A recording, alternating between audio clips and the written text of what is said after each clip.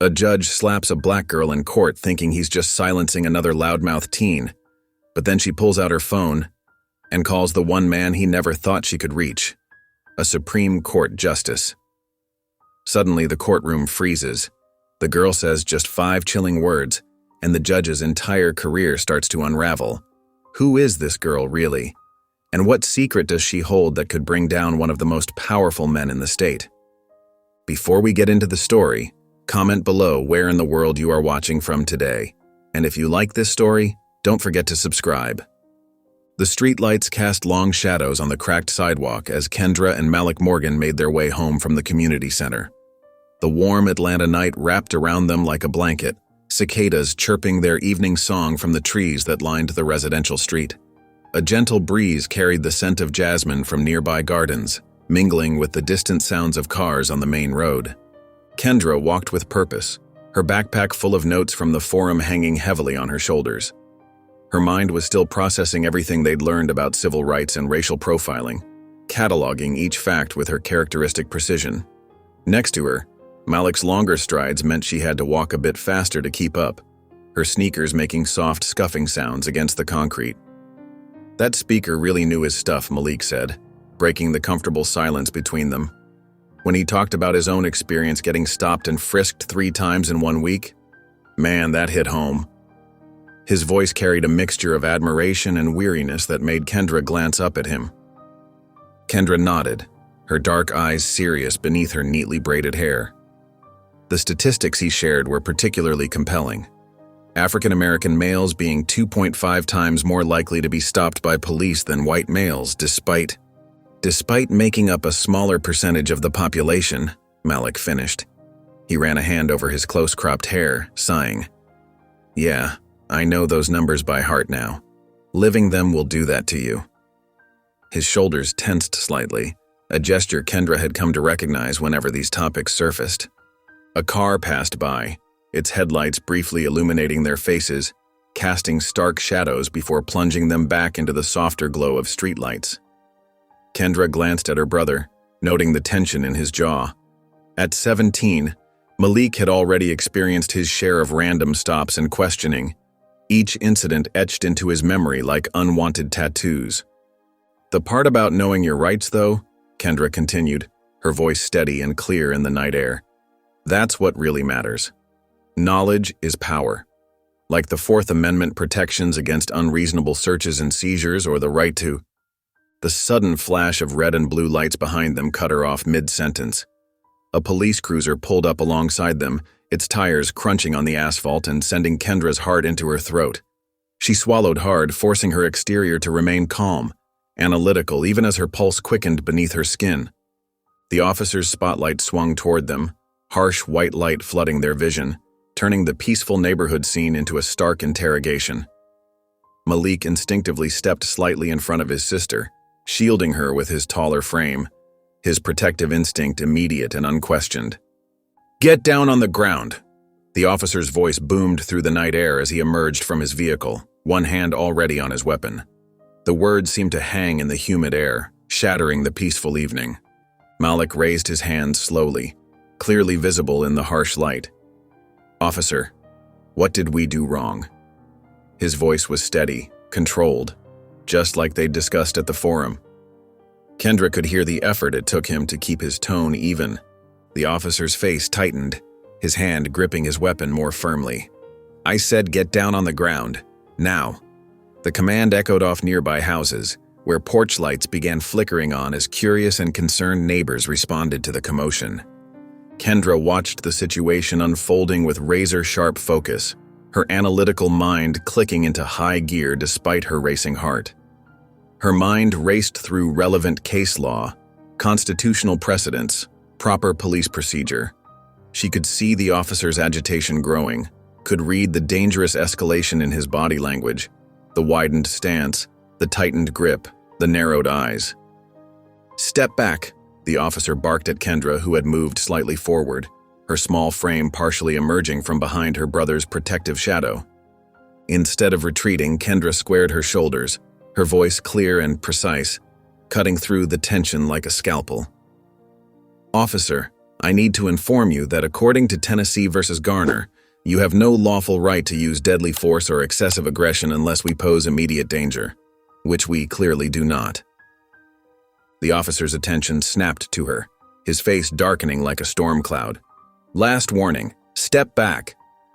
His voice carried the edge of someone unused to being challenged, especially by a teenage girl quoting legal precedent. Kendra stood her ground, her hands visible at her sides, her posture neither threatening nor submissive. Her voice took on the measured cadence of someone reciting from memory, the words flowing with practiced ease. The Supreme Court ruling clearly states that law enforcement cannot use deadly force to prevent escape, unless the officer has probable cause to believe that the suspect poses a significant threat of death or serious physical injury to the officer or others. Get back! The officer's voice rose, his hand moving to his taser with practiced efficiency, the movement triggering alarm bells in both siblings' minds. Malik's eyes widened in alarm, his protective instinct warring with his knowledge of what could happen if he moved too suddenly. Kendra, please. His whispered plea carried desperation and fear for his sister. But Kendra continued, her voice unwavering even as the officer unholstered his taser, the weapon now catching the flashing lights in its metallic surface. The use of deadly force in this situation would constitute an unreasonable seizure under the Fourth Amendment, as established by... The crack of the taser deploying split the night air like lightning, the sound sharp and final. Kendra's body jerked violently as the probes hit her, electricity coursing through her small frame, muscles contracting beyond her control. Her last words came out in a strained whisper as she fell, her eyes wide with shock and indignation. "You're violating federal precedent." "Kendra!" Malik's anguished scream tore from his throat, echoing through the street as his sister crumpled to the ground. The sound contained all his fear, rage, and helplessness in 3 syllables that seemed to hang in the air. The harsh glare of the police lights continued to strobe across the scene, painting everything in alternating washes of red and blue as darkness claimed Kendra's consciousness. Her body lay still on the sidewalk, the knowledge she had tried to use as a shield now powerless against the reality of what had just happened. The fluorescent lights buzzed overhead as Kendra's eyes fluttered open. Her head throbbed, and every muscle in her body ached like she'd been hit by a truck.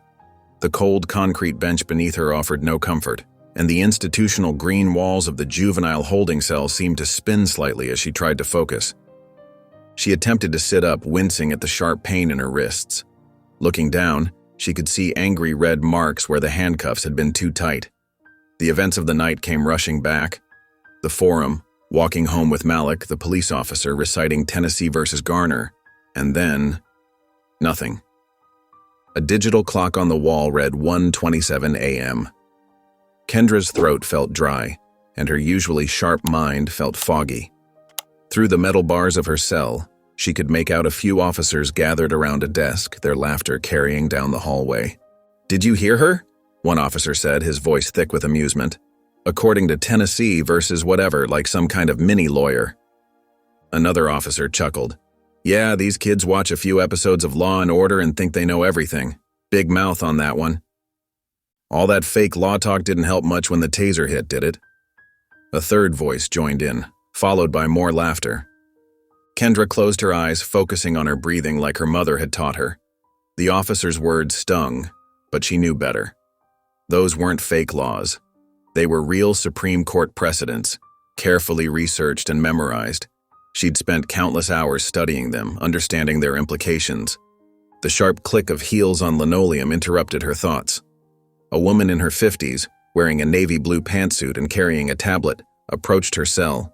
Her silver-rimmed glasses hung from a chain around her neck, and her expression was as cold as the cell's metal bars. "Kendra Morgan?" The woman's voice matched her appearance, efficient and detached. "I'm Mrs. Latham, your assigned social worker for intake processing." Kendra sat up straighter, ignoring the wave of dizziness that followed. "Mrs. Latham, there's been a serious misunderstanding. My brother and I were simply walking home from a youth civil rights forum when..." "I'm going to stop you right there," Mrs. Latham cut in, her pen hovering over her tablet. "The report indicates you interfered with an officer performing his duties and resisted arrest. They had cause." "That's not what happened," Kendra replied, keeping her voice steady despite her frustration. The officer had no probable cause to stop us, and according to Terry Ver Ohio Dash. Mrs. Latham's sigh was sharp and dismissive. This isn't a courtroom, Miss Morgan. I need to complete your intake assessment. Now, I have some standard questions. I'd like to make my phone call first, Kendra said, and I need a copy of the arrest report. Those will be available after processing clears, Mrs. Latham replied without looking up from her tablet. Now, any medical conditions we should be aware of? As Mrs. Latham continued her questioning, Kendra became increasingly aware of her surroundings. Through the bars, she could see other cells, most occupied by young faces, black and brown kids who looked even younger than her. In one cell, a boy who couldn't have been more than 13 sat huddled in a corner, his eyes wide with fear. A girl in the cell across from Kendra's raised her hand, trying to get Mrs. Latham's attention. Miss, I've been here for hours. When can I call my mom? Processing takes as long as it takes, Mrs. Latham responded without turning around. You'll be notified when you can make calls. Kendra watched as the girl slumped back against her cell wall, defeat written across her young face. The same scene played out again and again. Kids asking for phone calls, for water, for information about their cases. Each request was met with the same cold indifference. After what felt like hours of questioning, Mrs. Latham finally looked up from her tablet. You'll have a preliminary hearing in family court tomorrow morning. We're still trying to reach your mother. My mom hasn't been notified yet? Kendra's voice cracked slightly, the first sign of emotion she'd shown since waking up. She must be worried sick. Please, I need to call her. As I said, after processing clears, Mrs. Latham's heels clicked against the floor as she turned to leave. Try to get some rest. Alone again in her cell, Kendra lay back on the hard bench. The fluorescent lights continued their endless buzz, making it impossible to tell whether it was day or night. Her mind, usually so focused and sharp, felt scattered. But there was one thing she could hold on to, one piece of legal precedent that seemed particularly relevant now. In a whisper, she began reciting the key points of In Re Gault, the Supreme Court case that established due process rights for juveniles. The constitutional guarantee of due process applies to proceedings in which juveniles are charged as delinquents. Notice of charges, right to counsel, right to confrontation and cross-examination of witnesses, privilege against self-incrimination. Her voice grew quieter as she continued, but the words were clear and precise. Each sentence was a reminder of what should be happening, of how the system was supposed to work. The familiar legal language helped center her thoughts, even as the reality of her situation pressed in around her. Rolling onto her side, Kendra faced the cell wall. Her final words before falling into an uneasy silence were barely audible. They're not supposed to do this. The holding cell remained cold and impersonal, the fluorescent lights casting harsh shadows through the bars. Outside, the officers continued their rounds. Mrs. Latham's heels clicked down other corridors, and somewhere, a 13-year-old boy still sat huddled in his corner, waiting for someone to remember his rights. The harsh fluorescent lights of the holding cell gave way to the cold morning sun as officers led Kendra through the courthouse corridors. The shackles around her ankles clinked with each step, a metallic rhythm that echoed off the marble floors.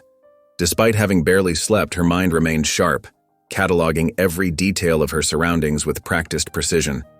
The Fulton County Family Court looked more like a museum than a place of justice, with its high ceilings and dark wood paneling.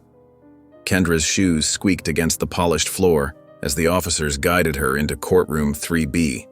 The room smelled of old books and furniture polish, with morning light streaming through tall windows that cast long shadows across the floor. As they positioned her at the defendant's table, Kendra caught sight of her mother, Nia, standing in the back corner of the courtroom. Her mother's usual confident posture was gone, replaced by slumped shoulders and trembling hands clutching her purse. Even from this distance, Kendra could see her mother's eyes were swollen and red, evidence of a sleepless night spent crying. Their gazes met briefly, but before either could communicate anything more, a stern-faced bailiff stepped between them. "No contact with family members before the hearing," he barked, positioning himself to block their view of each other. The courtroom clock ticked steadily toward 8 a.m. Other people filtered in, Court reporters, clerks, a few observers in the gallery. Kendra sat perfectly still, her back straight, despite the exhaustion weighing on her limbs. The shackles felt unnecessarily heavy on her small frame, but she refused to show any discomfort. At precisely 8 a.m., the bailiff's voice rang out. "All rise. The Honorable Judge Ronald Mercer presiding." Judge Mercer entered through his chamber doors, his black robe flowing behind him like a dark cloud. He was tall and imposing, with steel gray hair and deep-set eyes that seemed to judge everything they fell upon. His movements were deliberate and old-fashioned, reminiscent of judges from another era. As he settled into his high-backed chair, his presence filled the courtroom with an almost tangible tension. "Be seated," he commanded, his voice carrying the weight of decades on the bench. He barely glanced at the case file before him before fixing Kendra with a stern look. "We're here for the preliminary hearing of Kendra Morgan, charged with resisting arrest and interfering with a police officer in the performance of his duties." Judge Mercer's tone grew harder as he continued. "The report indicates aggressive behavior toward law enforcement, unruly conduct, and what I would characterize as dangerously defiant actions. This kind of disrespect for authority cannot be tolerated." Kendra raised her hand slightly, waiting to be acknowledged. When Judge Mercer nodded curtly, she spoke in clear, measured tones. "Your Honor, I respectfully need to address several procedural violations. According to In re Galt, juvenile defendants are entitled to specific due process rights, including proper notification of charges and representation by counsel. Additionally, the Miranda warnings dash." "That's quite enough." Judge Mercer cut her off, his face reddening. "This court will not be lectured by a juvenile defendant who's clearly been fed leftist nonsense about the law." "Sir," Kendra continued, her voice remaining steady, "the Supreme Court's ruling in re Galt specifically states—" "Young lady," Mercer interrupted again, rising from his chair, "you're merely parroting phrases you don't understand. This case falls clearly under the doctrine of qualified immunity, as established in Harlow versus—" "Your Honor," Kendra interjected respectfully but firmly, "you're incorrectly interpreting Harlow versus Fitzgerald. The Supreme Court actually limited qualified immunity in cases where—" The sound of Judge Mercer's chair scraping back echoed through the courtroom. In 3 long strides, he crossed from behind his bench to where Kendra sat. Before anyone could react, his hand flew through the air, connecting with her cheek in a sharp crack that seemed to freeze time itself. Gasps erupted throughout the courtroom. Someone in the gallery let out a muffled cry. From the back corner, Naya's sharp intake of breath cut through the sudden silence like a knife. Kendra didn't flinch. She didn't cry. Instead, with deliberate movements, she reached down to her ankle, fingers finding the cleverly concealed zipper her mother had sewn into her sock during their weekly sewing sessions. The small phone slipped easily into her palm. Judge Mercer stood over her, still red-faced and breathing heavily, as Kendra's fingers moved swiftly across the phone's screen. She typed a number she knew by heart and composed a simple message. It happened. As her thumb pressed send, Judge Mercer's expression transformed. The anger drained from his face, replaced by something else. Recognition, then fear. His eyes darted to the back of the courtroom where they locked with Nia's gaze. Something passed between them, an unspoken understanding that seemed to carry the weight of years of buried history. The bailiff lunged forward, reaching for the phone, but it was too late. The message had already disappeared into the digital ether, leaving behind a room thick with tension and unspoken truths. Kendra sat perfectly still, her cheek still stinging from the slap, as chaos erupted around her. The phone slipped from her fingers into the bailiff's waiting hand, but she knew it didn't matter anymore. Whatever was set in motion by those 2 simple words, "It happened," couldn't be stopped now. The morning sun continued to stream through the tall windows, casting stark shadows across the courtroom floor. In the silence that followed, the old clock on the wall kept ticking, marking each second of this moment that would change everything. The morning sun cast long shadows across Justice Langston Vale's desk in his Supreme Court office. The rich mahogany furniture and floor-to-ceiling bookshelves created an atmosphere of timeless dignity, matching the careful precision with which he reviewed the stack of briefs before him. His reading glasses perched on the edge of his nose as he made careful notations in the margins, his fountain pen moving with measured strokes.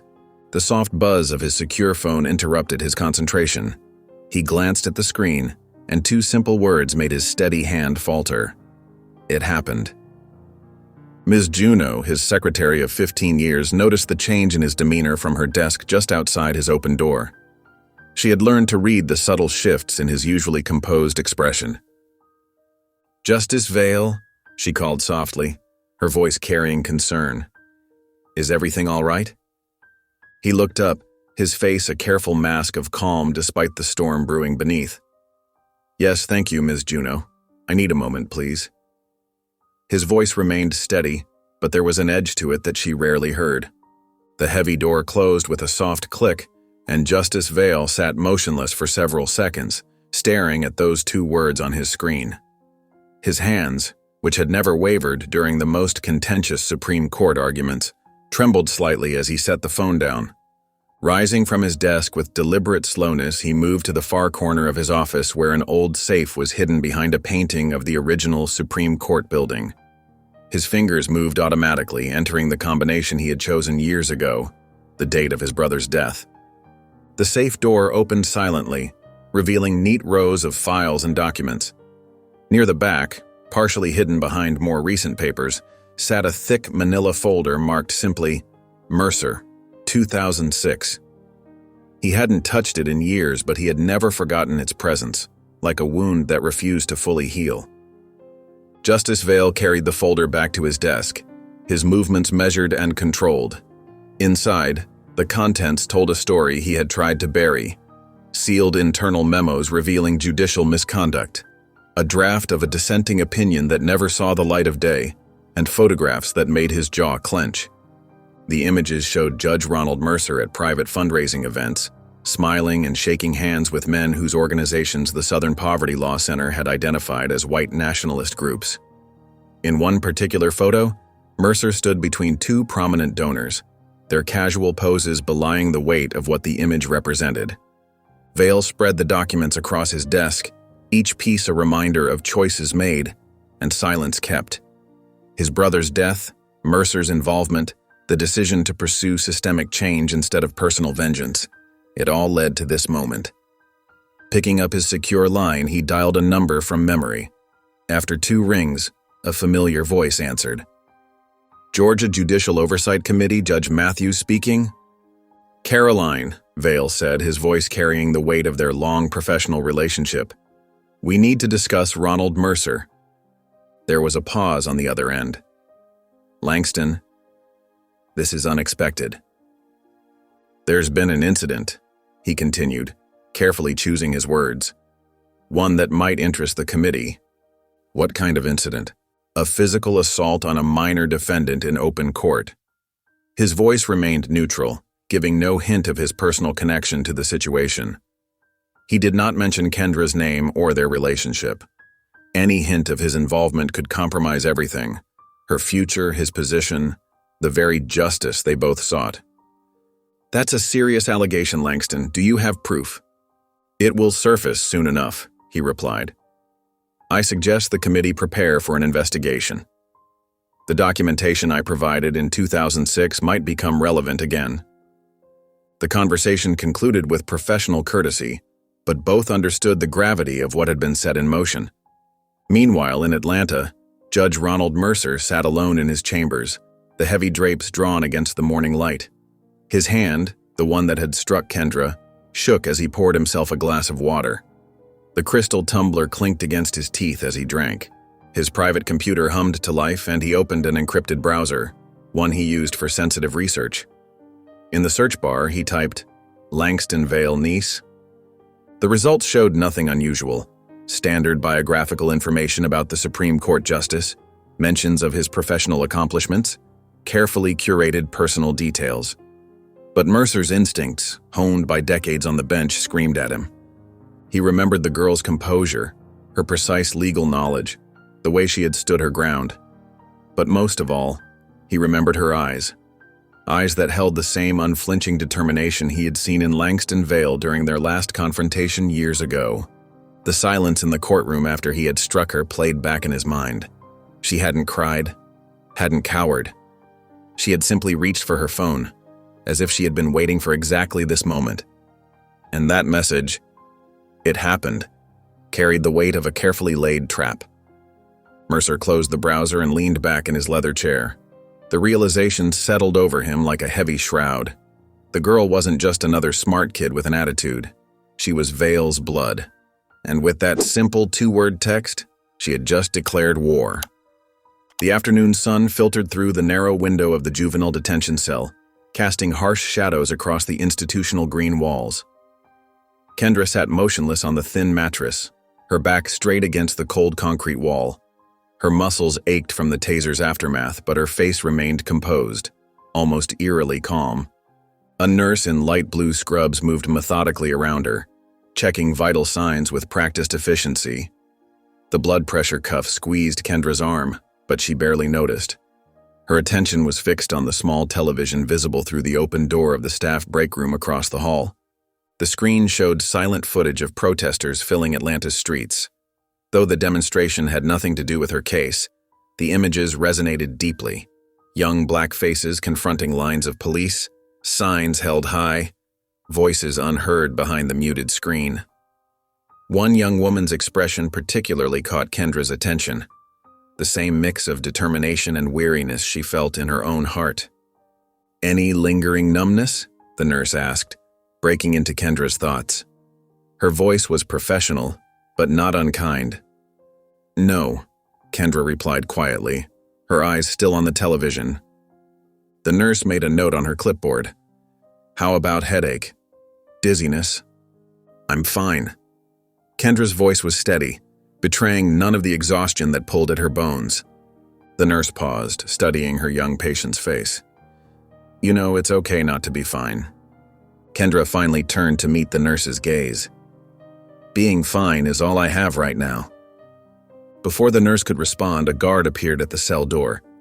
"Morgan, your mother's here for visitation." The small visitation room was stark and institutional, with a metal table bolted to the floor and uncomfortable plastic chairs. A guard stood by the door, maintaining what they called visual supervision. The fluorescent lights hummed overhead, casting everyone in an unflattering pallor. Nia Morgan entered with measured steps, her postal worker's uniform still on from her shift. Her eyes quickly took in her daughter's appearance, the slight stiffness in her movements, the faint mark on her cheek where Mercer had struck her. Mother and daughter locked eyes, volumes passing between them in silence. Nia sat down across from Kendra, her hands folded carefully on the table. She didn't ask how Kendra was doing or if she was okay. They both knew better than to waste their precious 10 minutes on questions with obvious answers. Instead, Nia leaned forward slightly and spoke in a low voice just above a whisper. "You called him, didn't you?" Kendra gave a small nod, her eyes never leaving her mother's face. Nia's expression tightened almost imperceptibly. "Baby, listen to me carefully," she said, her voice carrying years of unspoken history. "Don't trust your uncle blindly. You don't know everything that happened between us." Something flickered in Kendra's eyes, curiosity perhaps, or concern. But before she could respond, Nia continued, "There are things about that time, about your father's death." She glanced at the guard and lowered her voice further. "Things aren't always what they seem." The guard shifted, checking his watch. 2 minutes. Outside the visitation room in the courthouse proper, life continued its normal rhythm. The court clerk, a middle-aged woman named Patricia, sat at her desk, her fingers hovering over her personal phone. She had witnessed the morning's events in Judge Mercer's courtroom, had seen his hand strike Kendra's face. The sound had echoed through the suddenly silent room, but no one had moved. No one had spoken. Now, with trembling fingers, she typed a message to her college friend who worked at the ACLU. "Need to report incident. Judge struck juvenile defendant in open court. No names yet. Need guidance." Back in the detention center, night had fallen. The fluorescent lights dimmed to their evening setting, casting long shadows through the cell block. Kendra lay on her bunk, staring at the ceiling, reciting Supreme Court precedents in her head to stay focused, to keep her mind sharp. The sound of footsteps approached, the regular evening rounds. A detention officer appeared at her cell performing the standard check. As he turned to leave, his hand moved quickly, almost imperceptibly. Something small clattered softly onto the floor of her cell. Kendra waited until the footsteps faded before moving. There, by the cell door, lay a basic burner phone, the kind sold in convenience stores. She picked it up carefully, making sure to angle her body to block the security camera's view. The phone had one message: "Everything changes tomorrow." 55. Kendra's fingers moved swiftly, deleting the message with practiced efficiency. She knew Mercer would be watching her every move, would have people monitoring everything. The phone felt both dangerous and precious in her hands, a lifeline and a potential weapon. She slipped the phone into the clever hiding spot her mother had sewn into her clothes, the same type of modification that had allowed her to keep her original phone in court. The irony wasn't lost on her. Here she was holding another secret phone, while somewhere in this building Judge Mercer was likely already setting plans in motion to monitor her more closely. The night settled around her like a heavy blanket. In cells nearby, other young detainees shifted and murmured in their sleep. Kendra remained awake, her mind racing despite her exhaustion. Her cheek no longer stung from Mercer's slap, but she could still feel the impact, not of his hand, but of what that moment had set in motion. Through her cell window she could see a sliver of the Atlanta skyline, lights twinkling in the distance. Somewhere out there, her uncle was making moves on a chessboard she could only partially see. Her mother's warning echoed in her mind, mixing with the memory of that cryptic text message. Tomorrow loomed ahead, full of unknown possibilities and hidden dangers. She closed her eyes not to sleep but to think, to plan, to prepare. The burner phone pressed against her side through the hidden pocket, a constant reminder of the forces now in motion. Whatever came tomorrow, she would face it with the same composure that had carried her through today. It was all she had, that and the law she held so dear. In his private chambers within the Supreme Court building, Justice Langston Vale sat at a heavy mahogany table with 3 of his most trusted legal clerks. Morning light streamed through tall windows, casting long shadows across stacks of meticulously organized documents. The air felt thick with tension and the weight of history. Vale's hands, usually steady and sure, trembled slightly as he distributed copies of a document that had haunted him for 15 years. The paper was marked with thick black redaction lines, but the essential details remained clear. A scathing dissent he had written in 2006, challenging Judge Mercer's disturbing pattern of racial bias in sentencing. "This never made it to the public record," Vale explained, his voice carrying the weight of long-held regret. "Political pressure and other factors led to its suppression." He watched as his clerk's eyes widened while scanning the pages. Sarah Chen, his senior clerk, spoke first. "Sir, these statistics are damning. The racial disparity in Mercer's juvenile sentencing alone would have raised serious questions about his fitness for the bench." "That was the point," Vale replied, removing his reading glasses and pinching the bridge of his nose. "But certain members of the Judicial Nomination Committee had other plans." Marcus Thompson, the youngest clerk, leaned forward. "Justice Vale, with respect, why bring this forward now? The timing." "Will look suspicious," completed Rebecca Martinez, the third clerk. Her expression was concerned as she carefully arranged her thoughts. "If you move now, they'll accuse you of weaponizing the court for family. The connection to Kendra will become public and both your credibilities could be compromised." Vale stood and walked to his window, looking out over the Washington morning. The city was already bustling, unaware of the moral struggle playing out in this quiet room. He reached into his jacket pocket and withdrew a folded piece of paper, an email printed long ago, its creases worn from frequent handling. "This was the last message I received from my sister, Nia," he said, unfolding it carefully. "She sent it the day before Mercer's confirmation hearing." He began to read aloud. "Langston, I'm begging you one last time. Don't let them confirm him. You've seen what he does to our children in his courtroom. He's a smiling executioner in a black robe, and you know it. If you stay silent now, I don't know how we come back from this." The room fell silent. Vale turned back to face his clerks, his decision evident in his expression. "Sarah," he said, addressing his senior clerk, "I need you to begin a comprehensive review of Mercer's case history. Focus on juvenile cases, particularly those involving minority defendants. Look for sentencing disparities, procedural irregularities, anything that shows a pattern." Sarah nodded, already pulling out her laptop. "What parameters should I use for the search?" "Go back 15 years. Pay special attention to cases where the punishment seemed disproportionate to the offense. And Sarah?" Vale's voice carried a note of urgency. "This needs to be absolutely bulletproof. Every statistic, every citation, every conclusion needs to be unimpeachable." Marcus raised his hand slightly. "Sir, what about the current situation? The incident with Kendra?" "We don't touch that directly," Vale replied firmly. "This isn't about one case or one girl. This is about a pattern of behavior that's gone unchecked for far too long." Rebecca began organizing the documents into distinct piles. "We should also look into any connections between Mercer and certain political donors, the timing of campaign contributions, speaking engagements, private meetings." "Agreed," Vale said. "But remember, we're not launching an investigation. We're simply gathering information that's already public record." His emphasis on these last words carried clear meaning to everyone in the room. Meanwhile, in Atlanta, Judge Ronald Mercer paced the length of his private conference room. 5 members of his judicial advisory team sat around the long table, their expressions tense. Morning sunlight struggled to penetrate the drawn blinds, creating an appropriately shadowy atmosphere for the crisis meeting.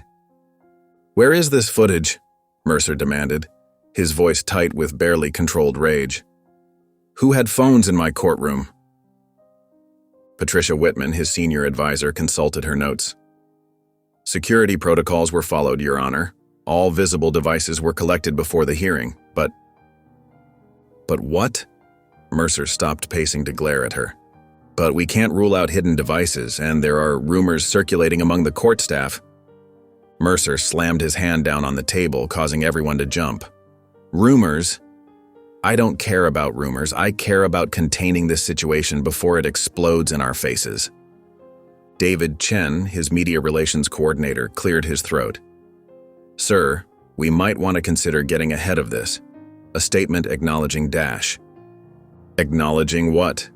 Mercer cut him off. "That I maintained order in my courtroom?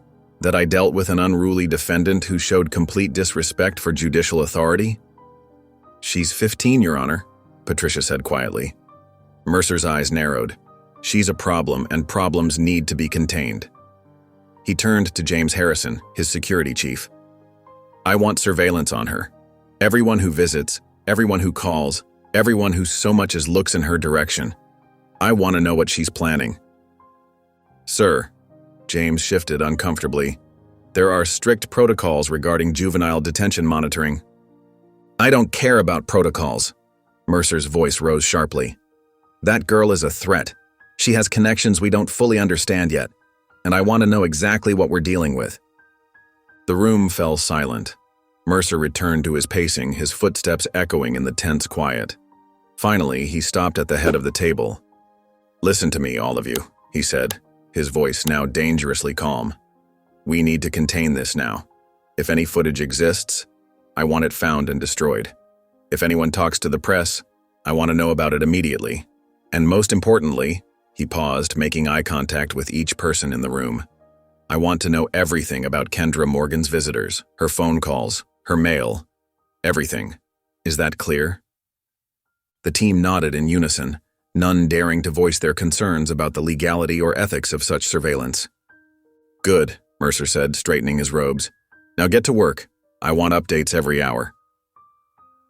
As his team filed out, Mercer remained standing at the head of the table, staring at his reflection in the polished wood. The morning light caught his face at an angle, highlighting the deep lines of worry that no amount of judicial authority could erase. The late afternoon sun cast long shadows across Kendra's front lawn as she stepped out of the police vehicle. Her ankle monitor felt heavy and foreign, a constant reminder of her new reality. Camera flashes erupted like lightning, and reporters shouted questions that blurred together into an overwhelming roar. Kendra, How do you respond to Judge Mercer's claims? Did you intentionally provoke the incident? What message are you trying to send? Nia Morgan moved swiftly, her arm wrapping protectively around her daughter's shoulders. Her face was set in determined lines as she guided Kendra through the chaos. The reporters pressed closer, microphones thrust forward like weapons. "No comments," Nia said firmly, her voice carrying over the din. "My daughter is a minor. Back up." They reached the front door, and Nia quickly ushered Kendra inside. The door slammed shut with a satisfying thud, muffling the persistent questions from outside. For a moment, they both stood in the entryway, catching their breath. The familiar sense of home, lavender air freshener and the lingering aroma of Nia's morning coffee, helped ease some of the tension from Kendra's shoulders. "You okay, baby?" Nia asked softly, studying her daughter's face. Kendra nodded, already moving with purpose toward her room. "I need my laptop." Her bedroom was exactly as she'd left it 3 days ago, neat and organized, with civil rights posters on the walls and a small bookshelf filled with legal texts.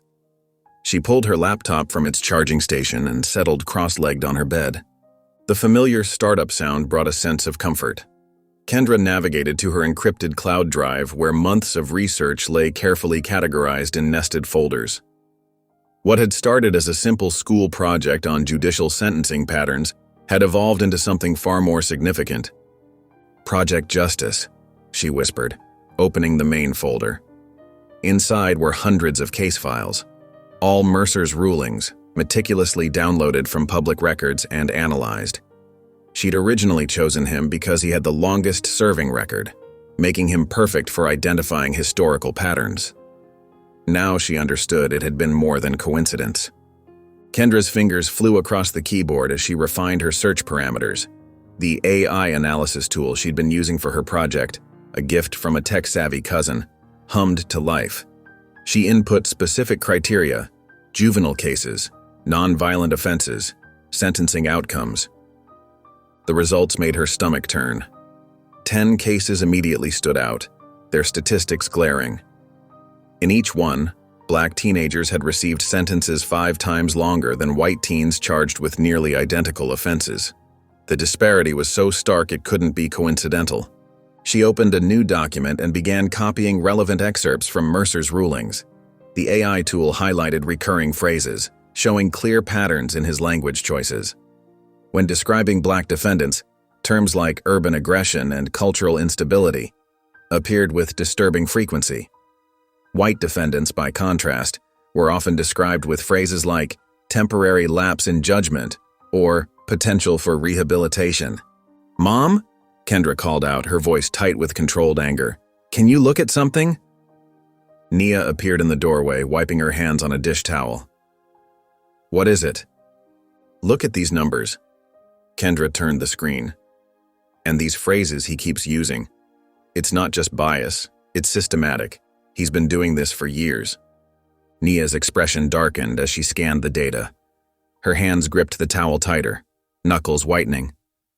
"I know," she said quietly. "I've known for a long time." The kitchen timer buzzed, breaking the heavy moment. "Come on," Nia said, straightening up. "Time for dinner.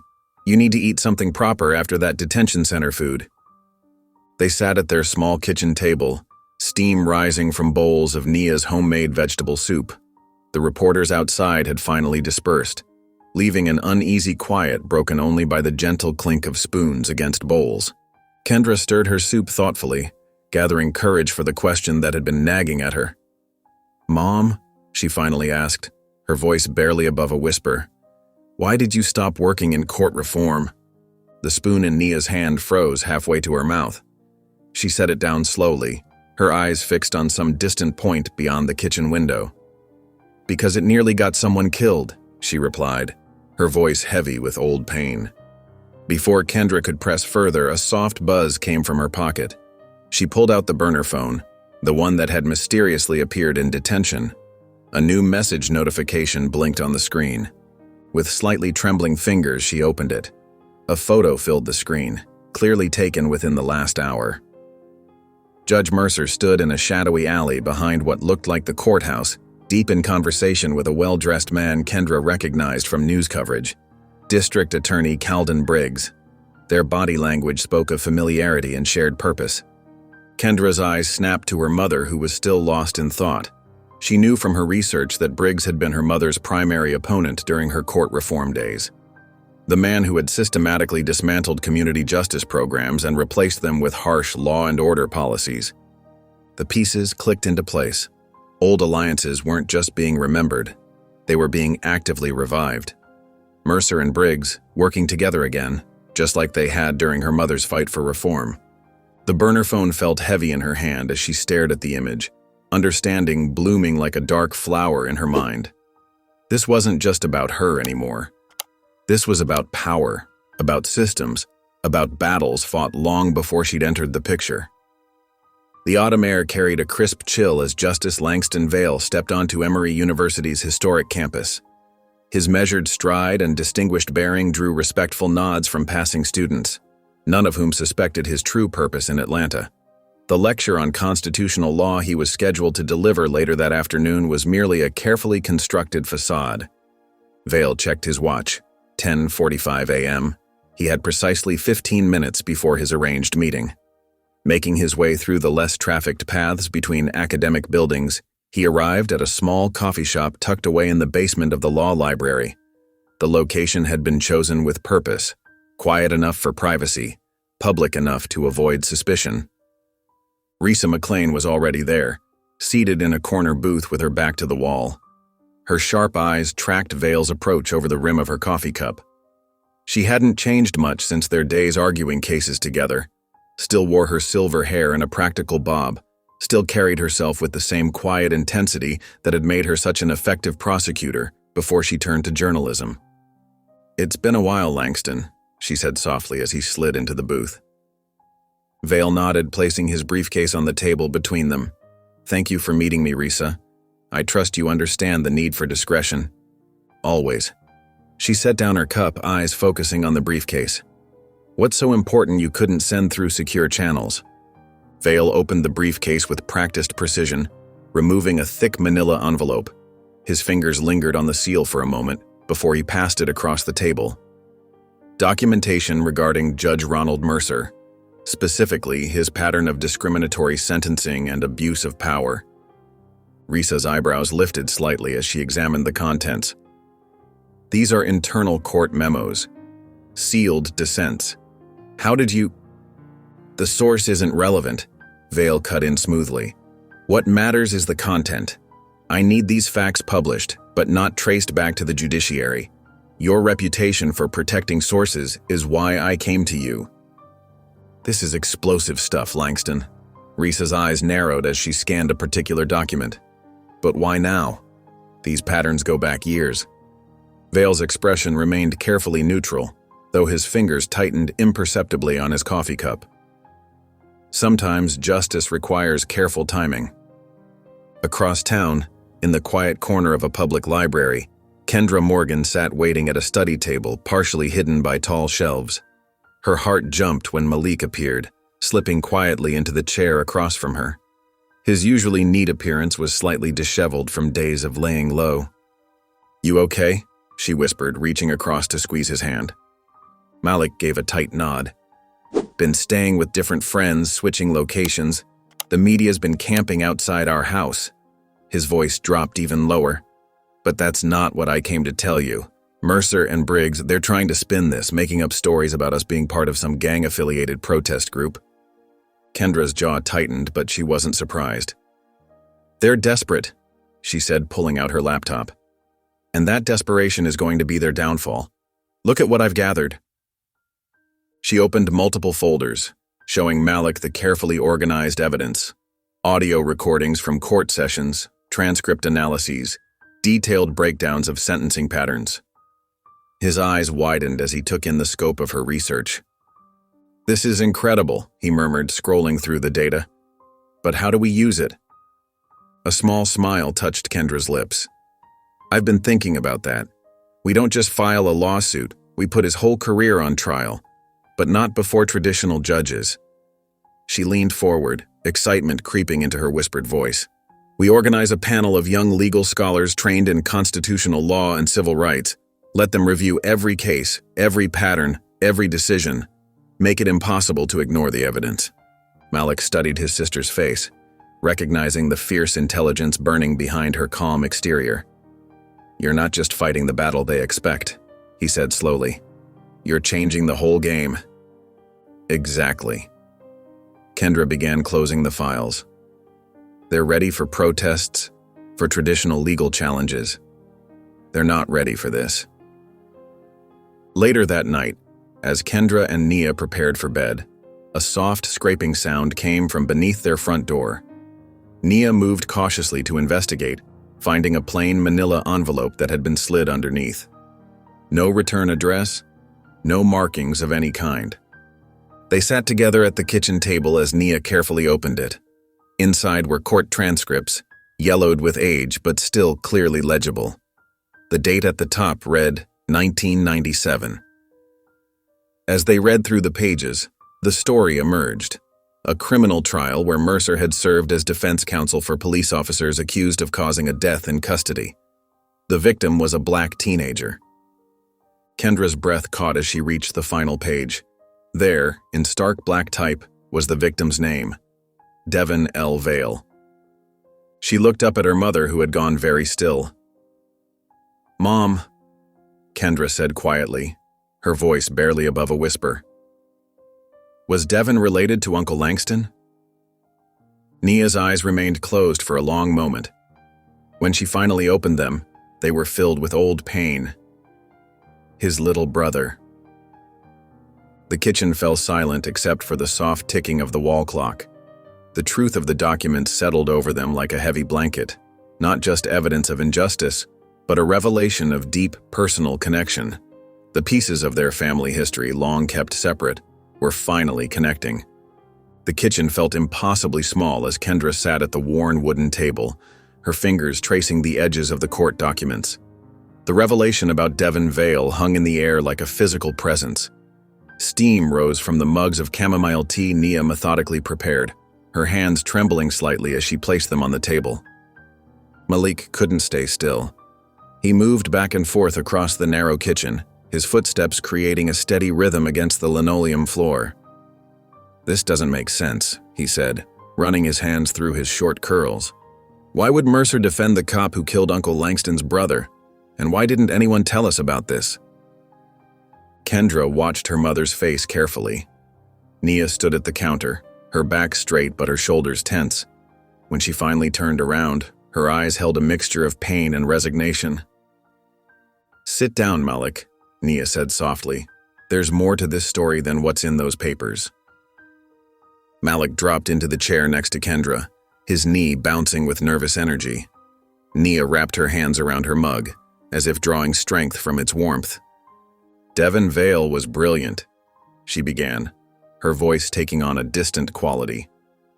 "He was only 15, but he was already taking college courses. Straight A student, volunteered at the library, helped tutor younger kids." She paused, taking a slow breath. "One night he got picked up for being out past curfew, just walking home from the library where he studied late. They were supposed to take him to juvenile detention for processing." Kendra's hand found Malik's under the table, squeezing tight. Their mother's words painted a picture too familiar, too close to home. "The official report said he became combative during transport," Nia continued, her voice hardening. "But witnesses saw the officer pull over and drag Devin from the car. They heard him screaming that he couldn't breathe." Her knuckles went white around the mug. By the time they reached the detention center, Devin was unconscious. He never woke up. The kitchen fell silent except for the soft hum of the refrigerator. Kendra felt her heart pounding against her ribs as she thought about the parallels. Another black teenager, another abuse of power, another cover-up. "Langston was making a name for himself back then," Nia went on. "He'd just finished a clerkship, was being noticed by the right people. When Devin died, he wanted to fight. He wanted to tear the whole system apart." She shook her head slowly. "But the senior judges he'd worked for, the ones grooming him for bigger things, they advised him to step back. Said he could do more good by working his way up, changing things from the inside. And he listened? Malik's voice cracked with disbelief. He made a choice, Nia said quietly. One that haunts him every day. He decided to play the long game, to get into a position where he could actually change the system. But it cost him his relationship with your grandparents, with me. She looked down at her hands. We couldn't understand how he could just watch while Mercer got that officer acquitted. Kendra's mind was racing, connecting dots she hadn't seen before. That's why Mercer slapped me in court, she said slowly. It wasn't just about me citing cases or challenging his authority. When he realized who I was, he was afraid, Nia finished. Afraid that the past would come back. Afraid that everything he'd buried would finally come to light. Kendra stood up abruptly, her chair scraping against the floor. I need my laptop. She retrieved it from her room, bringing it back to the kitchen table. Opening it, she created a new email, her fingers hovering over the keyboard for a moment before she began to type. Dear Uncle Langston, she wrote, choosing her words carefully. Today I learned about Devin, about what happened to him, and about the choice you had to make. I'm not writing to ask for your help or to judge your decision. What I need is information, specifically the complete court file from Devin's case. Everything that was sealed, everything that was buried. Not for revenge, but for justice. Not just for Devin, but for every kid who's faced what he did. She attached a secure Dropbox link, then added, I understand if you can't help. But I want you to know that I'm going to fight this battle either way. The only question is whether I'll have all the weapons I need. After encrypting the email with a key they'd established earlier, she clicked send. The soft whoosh of the outgoing message seemed to echo in the quiet kitchen. Without pausing, Kendra opened a new document. At the top, she typed, Tribunal Proposal Draft V1. Her fingers moved steadily across the keyboard as Malik and Nia watched in silence, understanding that something significant was taking shape. The kitchen clock ticked steadily as Kendra worked, its rhythm matching the soft tapping of keys. Outside, distant sirens wailed, a reminder of the world they were trying to change. But in this moment, in this small kitchen, 3 people sat together, united by newly uncovered truth and the determination to use it. The morning sun had barely risen when Kendra's phone started buzzing nonstop. News alerts flooded her screen, all linking to the same source. A bombshell investigative piece by Risa McLean in the Atlanta Journal-Constitution. The headline read, Pattern of Prejudice. Senior Judge's History of Discriminatory Sentencing Revealed. Kendra sat cross-legged on her bed, scanning the article with growing intensity. McLean's reporting was meticulous, laying out years of data showing how Judge Mercer had consistently handed down harsher sentences to black and brown youth compared to white defendants with similar charges. Though no names were mentioned, the statistical evidence was damning. Mom, Kendra called out, her voice carrying through their small house. You need to see this. Nia appeared in the doorway, already dressed for work, her phone also in hand. I'm seeing it everywhere, she said quietly. Social media is blowing up. The article detailed specific cases, dates, charges, and sentencing disparities, all carefully anonymized but painting a clear picture. A section about Mercer's early career as a defense attorney highlighted his pattern of representing law enforcement in misconduct cases. Though Devin Vale's case wasn't named directly, the article mentioned a tragic 1997 incident involving a minor who died in custody. Across town, in the marble halls of the courthouse, Judge Ronald Mercer's chambers had descended into chaos. Papers scattered across his desk as he paced the room, his face flushed with rage. 2 young clerks stood nervously by the door while his senior clerk, Thompson, tried to manage the crisis. Who leaked these records? Mercer demanded, slamming his hand on his desk. These were sealed. Protected. His voice cracked with barely controlled fury. Thompson cleared his throat. Sir, the statistics were all publicly available. Someone just compiled them. Someone? Mercer spun around. This is a coordinated attack. First that girl in court, now this. He pointed at the 2 junior clerks. You 2, out. You're fired. Clear your desks immediately. The clerks hurried out, leaving Thompson alone with Mercer's growing rage. Mercer grabbed his phone, fingers trembling as he dialed a familiar number. "Briggs, we need something on the girl. Now." His voice dropped to a harsh whisper. "I don't care what it takes. Find something we can use." District Attorney Calden Briggs's smooth voice came through the speaker. "Already working on it. But Ronald, we need to be careful. If this connects back to the Vale case—" "Don't say that name," Mercer snapped, glancing around as if the walls might be listening. "Just handle it." Meanwhile, at the Morgan house, a courier arrived at the front door. The man wore a plain uniform and carried a simple manila envelope. "Delivery for Kendra Morgan," he announced when Nia answered. Kendra appeared behind her mother, recognizing the careful handwriting on the envelope. She signed for it with steady hands, though her heart raced. Once the door was closed, she broke the seal. Inside was a thick file, its edges worn with age. A small note on Justice Vale's personal stationery sat on top. "The truth deserves light. Use it wisely." Malik joined them as Kendra spread the contents across their kitchen table. Medical reports, witness statements, police interviews, crime scene photos. All of it had been buried before Devon Vale's case ever went to trial. The medical examiner's original report showed clear signs of assault, bruising patterns inconsistent with the officer's story of self-defense. Witness statements described hearing Devon cry out for help, begging someone to call his brother. There were even internal police memos questioning the officer's history of excessive force. Kendra read each document carefully, her face growing more drawn with each page. Malik stood behind her, his hands gripping the back of her chair until his knuckles went white. "They knew," Kendra whispered. "They had all this evidence and they still let him go." The photos were the hardest to look at. Devon Vale's young face, so similar to Malik's, frozen in death. The bruises on his neck, the scrapes on his hands where he'd tried to protect himself. Malik's voice was thick with emotion when he finally spoke. "We have to make him pay." Kendra looked up at her brother, then at her mother. She saw the same pain in their eyes, the same need for justice, but she also saw something else. Fear. Fear of what speaking up might cost them. She turned to her laptop, which sat open on the counter. "We do this smart," she said, opening a secure connection to a private server she knew well, one used by high school mock trial teams across the country. Her fingers moved swiftly over the keyboard as she created a new folder. The Pattern of Silence, Mercer Case Study. She began uploading carefully redacted versions of the documents, removing names but leaving the damning facts. The medical evidence, the witness statements, the pattern of cover-ups.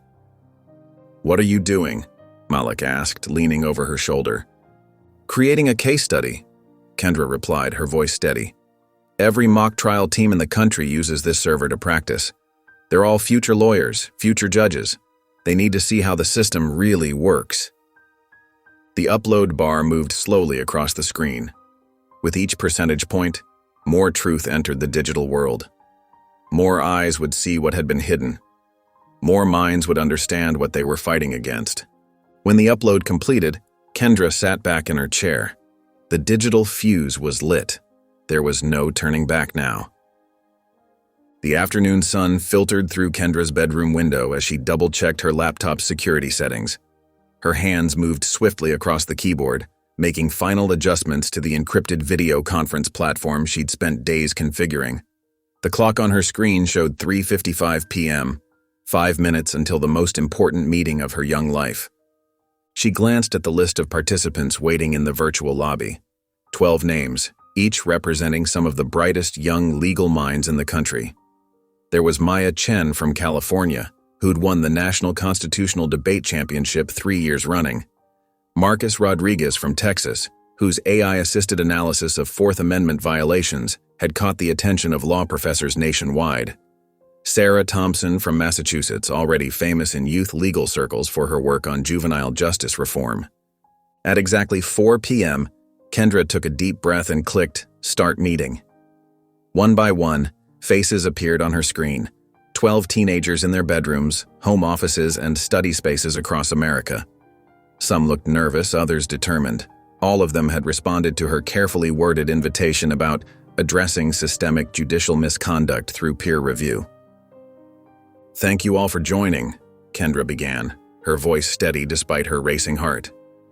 "I know many of you had to sign additional NDAs and verify your identities through secure channels. That level of caution is necessary for what I'm about to propose." She shared her screen, displaying a meticulously organized digital folder structure. What you're looking at is evidence of systematic bias and misconduct by a sitting family court judge. The data spans 20 years and includes everything from sentencing statistics to suppressed evidence in critical cases. Maya Chen leaned forward in her video window. "Is this about Judge Mercer? We've been following the news reports." Kendra nodded. "Yes, but what's been reported is just the surface. I have access to much more, including sealed documents that reveal a pattern of racial bias and procedural violations dating back to his days as a defense attorney." She navigated through several subfolders, showing them glimpses of court transcripts, statistical analyses, and case summaries. The other teens watched intently, some taking notes, others zooming in on their screens to read the details. "What exactly are you proposing?" asked Marcus, adjusting his glasses. "These documents are compelling, but what can we actually do?" Kendra minimized the folders and opened a new document.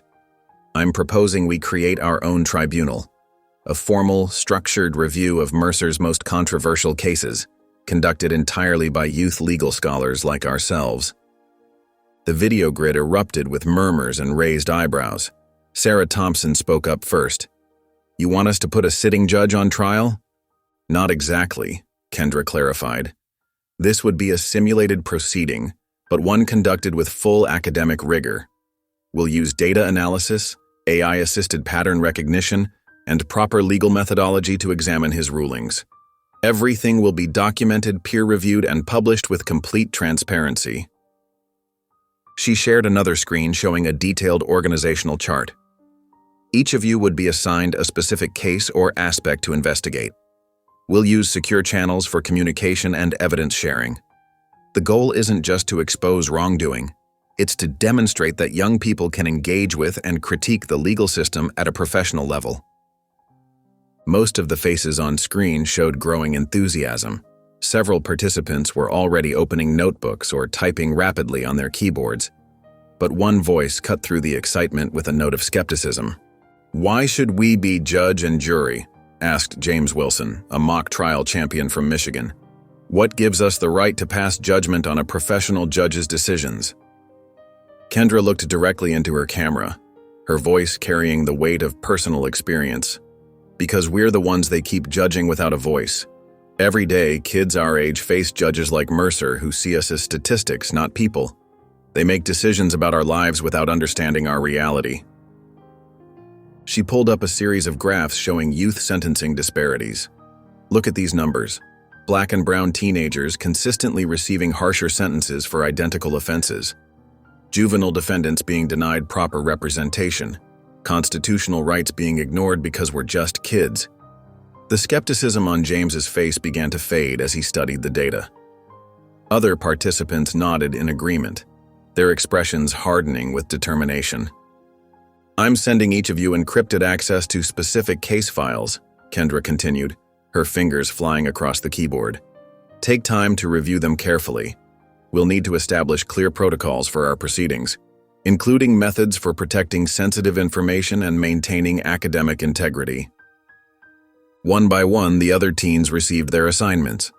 Maya would analyze Mercer's language patterns in sentencing statements. Marcus would apply his AI tools to detect bias in procedural decisions. Sarah would focus on constitutional violations in juvenile cases. "We'll call ourselves the Youth Constitutional Tribunal of Accountability, YCTA, Kendra announced, sharing a simple but professional logo she'd designed. "All our findings will be published on a secure platform that I'm developing." The meeting continued for another hour, as they discussed logistics, security measures, and research methodologies. When the last participant signed off, Kendra felt simultaneously exhausted and energized. She'd expected resistance or hesitation, but instead found 12 allies ready to challenge the system that had failed so many of their peers. The house grew quiet as night fell. Kendra's mother had already gone to bed, leaving her alone with the soft glow of her laptop screen. She worked steadily, writing code for the tribunal's secure platform. Each line of code was a building block in what she hoped would become a powerful tool for youth advocacy and judicial accountability. Just before midnight, she opened the draft homepage for the YCTA website. The design was clean and professional, with clear navigation and secure login protocols. Her cursor hovered over the animation settings as she fine-tuned the title sequence. Letters appeared one by one across the screen, each one representing a voice that refused to be silenced. Justice begins when silence ends. The morning sun had barely risen when a sharp knock echoed through the Morgan household. Nia opened the door to find a court courier holding official documents. Her hands trembled slightly as she accepted the thick envelope, already sensing its ominous contents. Inside was a subpoena, printed on crisp legal paper, demanding her appearance before the court.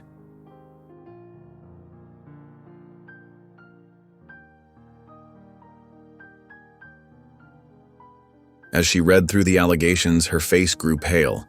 Mercer's legal team had constructed an elaborate narrative, accusing her of coaching Kendra to fabricate claims of abuse and misconduct. They painted a picture of a manipulative mother using her daughter as a pawn in some twisted vendetta against the justice system.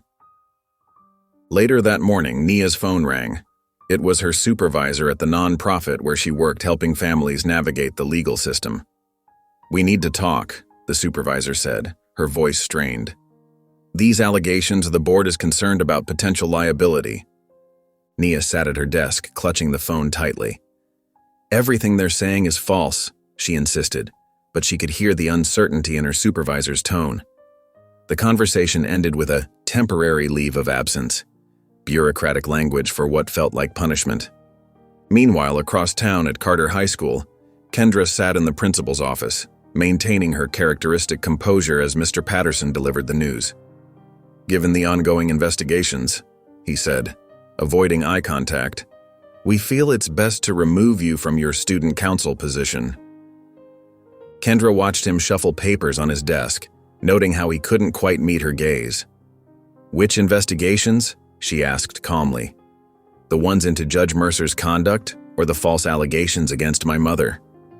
The principal cleared his throat uncomfortably. "Kendra, you know we can't take sides in legal matters. This is purely procedural. Like how it was purely procedural when Judge Mercer slapped me in open court." Her voice remained steady, but her words carried weight. Mr. Patterson had no response. By midday, local news stations were broadcasting live from the courthouse steps. Judge Ronald Mercer stood at a podium, his silver hair perfectly coiffed, his expression a masterful blend of indignation and wounded dignity. Camera lights flashed as he gripped the podium's edges, playing his role to perfection. "These baseless allegations represent nothing less than character assassination," he declared, his voice carrying the practiced gravitas of decades on the bench. "What we're seeing is a coordinated attack by activist radicals who seek to undermine our judicial system." Though he never mentioned Kendra by name, his implications were clear as crystal. "We're facing a troubling trend of juvenile delinquents with tech skills and too much ambition, thinking they can manipulate the system through social media and anonymous accusations." The media response fractured along predictable lines. Conservative outlets praised Mercer's brave stand against judicial harassment, while progressive channels questioned his history of controversial rulings. Social media exploded with competing hashtags: #Mercer must go versus #Stand with Judge Mercer. In a quiet corner of the public library, Malik met with 2 other members of the youth tribunal. His face was grim as he shared what he'd discovered. "Someone's been reaching out to tribunal members," he explained in hushed tones. 3 of them got anonymous messages offering money to walk away from the case. He pulled out his phone, showing screenshots of the messages. The offers were substantial, enough to cover college tuition for some of the teens. Each message was carefully worded to avoid explicit bribery while making the implications clear: abandon the tribunal, get paid, and avoid future complications. When Malik brought this information to Kendra's house later that afternoon, he expected her to be upset. Instead, She sat at her desk, a slight smile playing at the corners of her mouth. "Good," she said, her fingers continuing to type code into her laptop. "That means he's scared?" "Scared?" Malik raised an eyebrow. "Kendra, they're trying to buy off our team." "And failing," she replied, still typing. "Not one of those 3 members took the money. They all reported it immediately." She paused, looking up at her brother. "Think about it, Malik. Mercer's getting desperate. He's using every trick he knows, legal threats, media manipulation, attempted bribery. But he's fighting us like we're adults in his world." "And we're not," Malik realized, beginning to understand her point. "Exactly," Kendra nodded. "We're fighting this battle our way, with technology, transparency, and truth. He doesn't know how to counter that." As night fell, Kendra sat alone in her room, the blue light of her laptop screen illuminating her determined expression. She opened the tribunal charter document, scrolling to its final section. With deliberate keystrokes, she added one last clause. "All rulings of this tribunal will be submitted to the Georgia Bar Association, the Judicial Review Board, and published in full public record." She read the words again, understanding their weight. This wasn't just about exposing one judge's misconduct. It was about creating a permanent record that couldn't be ignored or buried. Her cursor hovered over the save button for a moment before she clicked it decisively. "Tomorrow we go live," she whispered to the quiet room. The added clause glowed on her screen, a digital declaration of war against a system that had long operated in shadows. Outside her window, Atlanta's city lights twinkled, unaware that a 15-year-old girl was about to challenge decades of judicial impunity with nothing but truth and technology as her weapons. At precisely 8 a.m., Kendra sat before her laptop, her posture straight and composed despite the weight of the moment. The secure streaming platform she'd coded displayed a simple interface, 12 boxes arranged in a grid, waiting to be filled with the faces of young legal minds from across the nation. Her finger hovered over the Begin Stream button for just a moment before pressing down. The Youth Constitutional Tribunal of Accountability was about to make history. One by one, the boxes illuminated with faces. From Seattle, a teenage mock trial champion adjusted her blazer. From Boston, a constitutional debate medalist straightened his tie. From Miami, Atlanta, Chicago, and beyond, they appeared, each dressed formally, each carrying the serious expression of someone who understood the gravity of what they were about to do. The viewer count began to tick up slowly at first, invited participants logging in through secure channels, but then the numbers started jumping as watchers found ways to share access. Legal forums buzzed with activity. Social media mentions multiplied. Kendra took a deep breath, centered herself, and began speaking into her microphone. Her voice carried the steady authority that had become her trademark. "Welcome to the first session of the Youth Constitutional Tribunal of Accountability," she said, her words clear and measured. "Before we begin examining cases, I want to make our purpose absolutely clear. This isn't about vengeance." She paused, letting the words settle. "This is about proof, truth, pattern, power. We are here to examine public records, analyze data, and present verifiable evidence of systemic disparities in our justice system. Every statement we make will be backed by documentation. Every conclusion we draw will be supported by facts." The chat section of the stream filled with messages of support, but Kendra kept her focus. "Our first case today comes from 2014, she continued, nodding to a young woman in one of the grid squares. "Julia from Chicago will present the findings." Julia, a 16-year-old with rimless glasses and tight braids, shared her screen. Court documents appeared, alongside a carefully prepared presentation. "State versus Carter 2014, Julia began. Defendant Elijah Carter, age 16, was charged with shoplifting headphones valued at $299 from an electronics store.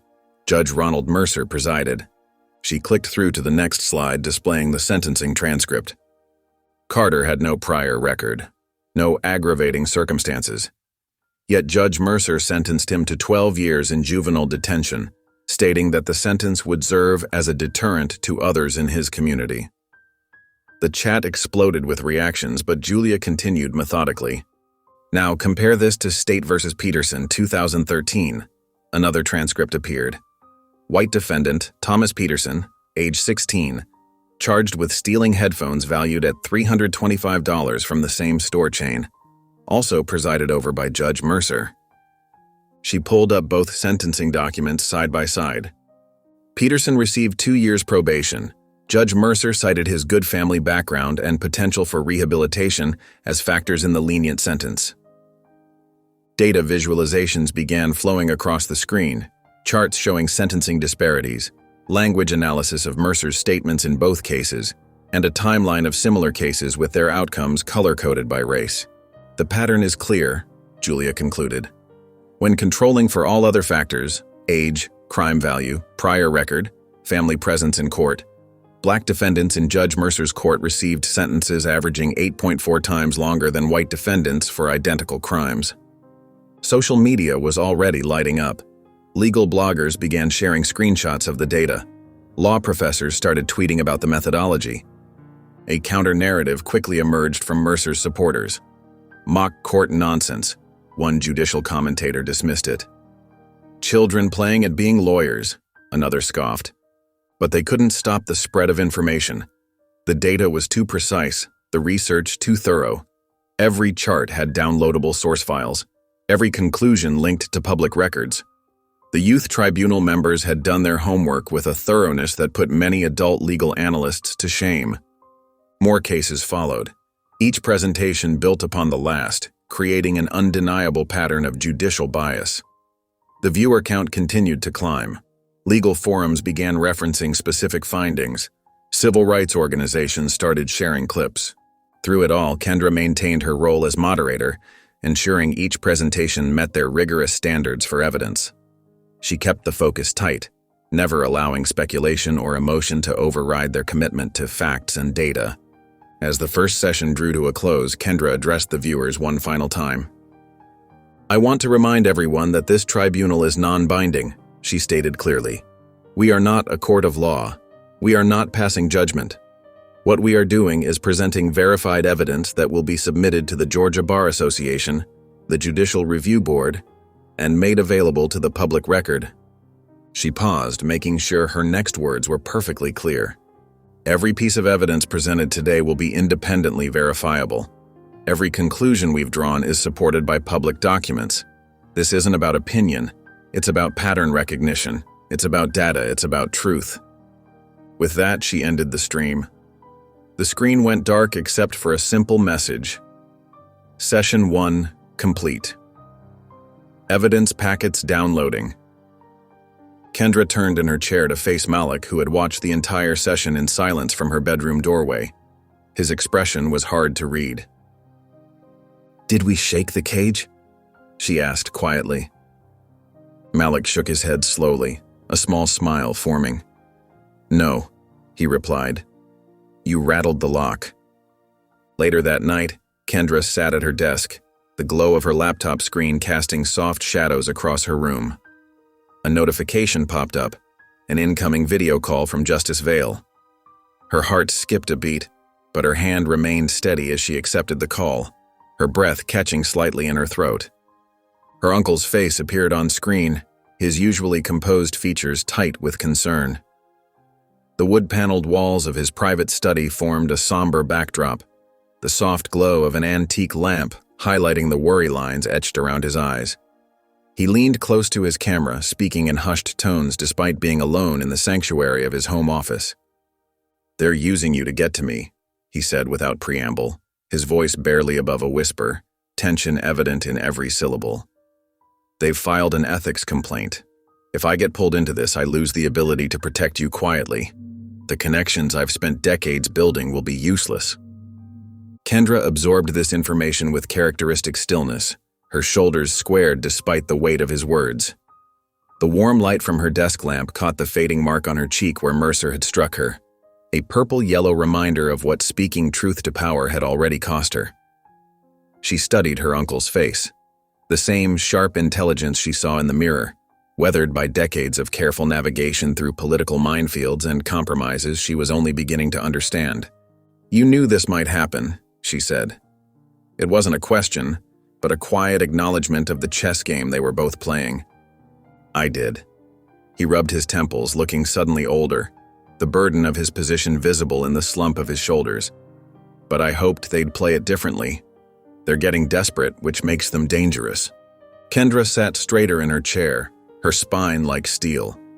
The question that had been burning inside her since finding Devon's file finally pushed its way out, demanding to be heard. "Why didn't you destroy Mercer when Devon died?" The words hung in the air between them, heavy with unspoken accusations. The directness of her question seemed to catch him off guard. For a moment, the careful mask of the Supreme Court justice slipped, revealing raw pain underneath, a wound that had never properly healed. But he didn't dodge, giving her the respect of honesty. "I was told I had to choose," he said slowly, each word heavy with old regret, his fingers laced together so tightly his knuckles whitened. "The bench, or revenge."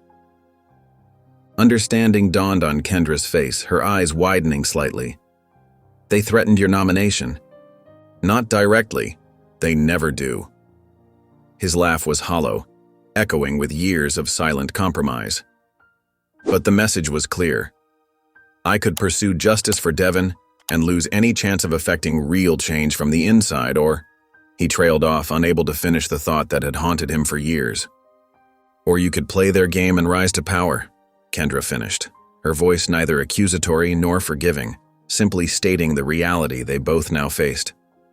"I told myself I could do more good from the bench than from the streets." He looked directly into the camera, his gaze unflinching now. "Now I'm giving you the same choice, Kendra. You can pause the tribunal, let me handle this through proper political channels. Or you can continue and risk both our positions. The system doesn't forgive those who expose its flaws." Kendra didn't hesitate. Her voice was clear and steady when she responded, conviction ringing in every word. "You chose your path in silence," she said. "I'm choosing mine in public. Some things need to be said out loud." Something flickered across Justice Vale's face. Pride, mixed with fear for her safety, and perhaps a touch of envy for her courage. He nodded slowly, accepting her decision with the gravity it deserved. "Then you'll need to survive what comes next," he warned, his voice grave, the words hanging between them like a prayer and a prophecy. "And I can't shield you this time. They'll come at you from angles you haven't even considered." "I understand," Kendra replied, her calm belying the quickening of her pulse. The call ended with a soft electronic tone, leaving Kendra alone with her thoughts. The quiet of her room felt heavier now, charged with the weight of decisions made and battles chosen, the path ahead both terrifying and necessary. The sound of shattering glass shattered the silence, jagged and violent in the peaceful night. Kendra rushed from her room, heart pounding against her ribs. In the living room, she found Nia already there, staring at the broken front window, her mother's face a mask of protective fury. Cool night air rushed in through the jagged hole, carrying with it the scent of danger and the distant wail of a car speeding away. There, on the carpet among the glittering shards, lay a brick. A piece of paper was wrapped around it, secured with a rubber band, ominous in its deliberate placement. Kendra moved forward before her mother could stop her, drawn by an instinct that overrode caution. She picked up the brick, its rough surface cool against her palm, heavier than she expected. With steady fingers, she unwrapped the note. The message was typed, stark black letters against white paper, clinical in their threat. "Back off or bleed like your uncle's brother." Nia reached for the brick, maternal protection evident in every line of her body, but Kendra held it firmly. Her mother recognized the expression on her daughter's face, the same quiet determination she'd shown in Mercer's courtroom, the same unflinching resolve she'd displayed during the tribunal. It was the look of someone who had found their purpose. There were no tears in Kendra's eyes, no trembling in her hands, no fear in her voice when she spoke, only a calm certainty that seemed to fill the room. "Mom," she said calmly, still holding the brick like evidence in a case she was building, turning it over as if reading a message in the rough texture itself. "Call the media. I'm ready to speak. They need to see this." Nia looked at her daughter. Really looked at her. Gone was any trace of the little girl who used to hide behind law books. In her place stood a young woman who had chosen her battlefield and was prepared for war, shoulders squared against whatever might come. The brick in Kendra's hands wasn't just a threat. It was proof. Proof of desperation. Proof that the tribunal had struck a nerve. Proof that truth, when wielded precisely, could make even the most powerful men resort to schoolyard tactics. In its crude weight was confirmation that she was on the right path. The night air continued to pour through the broken window, but neither mother nor daughter moved to cover it. They stood together in the wreckage, two generations of women who had faced similar choices: silence or action, safety or truth, preservation or progress. In the glittering shards at their feet lay fragments of the old way, broken but still dangerous. The morning sun filtered through the tall windows of Little Shop of Stories, an independent bookstore in downtown Atlanta. The usual cheerful buzz of children browsing books was absent. The store had been closed for a private interview. Between the shelves of young adult fiction, Kendra Morgan sat across from Risa McLean, her posture straight but relaxed. A small camera crew worked quietly in the background, adjusting lighting and sound levels. Risa had chosen this location deliberately. Surrounded by stories of young people changing their worlds, it felt fitting for what they were about to discuss. "Are you ready?" Risa asked, adjusting her microphone. Her voice was gentle but professional. Kendra nodded. She wore a simple blue blazer over a white shirt, professional but age-appropriate. The mark on her cheek had faded but was still visible under the careful lighting. "Let's start with that day in the courtroom," Risa began. "Tell me about Judge Mercer." Kendra's voice was clear and steady as she spoke.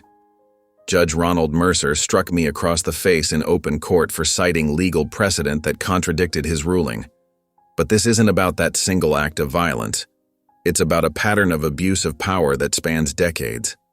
She described the events leading to her arrest, the denial of her rights, and the systematic intimidation she'd witnessed in juvenile detention.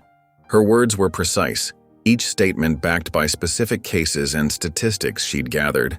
The Youth Constitutional Tribunal of Accountability isn't just about Judge Mercer, she explained. It's about bringing transparency to a system that thrives on silence. We've documented over 50 cases where Black and brown youth received dramatically harsher sentences than white defendants for identical offenses. Risa leaned forward. "Some people might say you're too young to understand the complexities of the legal system." A small smile crossed Kendra's face. The law doesn't have an age requirement for understanding it. It has standards, precedents, and constitutional foundations.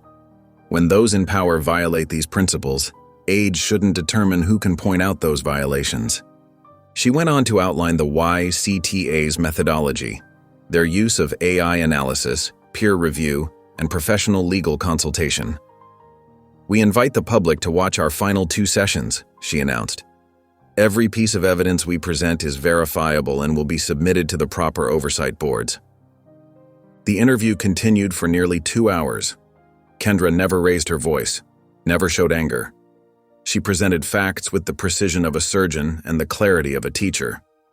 When she described the brick thrown through their window, she did so without drama, simply another piece of evidence in the pattern she was exposing. "What do you say to those who might accuse you of having a personal vendetta against Judge Mercer?" Risa asked. "Truth isn't personal," Kendra replied. "Data isn't emotional. If presenting documented evidence of judicial misconduct is considered a vendetta, then perhaps we need to examine why we're more concerned about protecting judges than ensuring justice."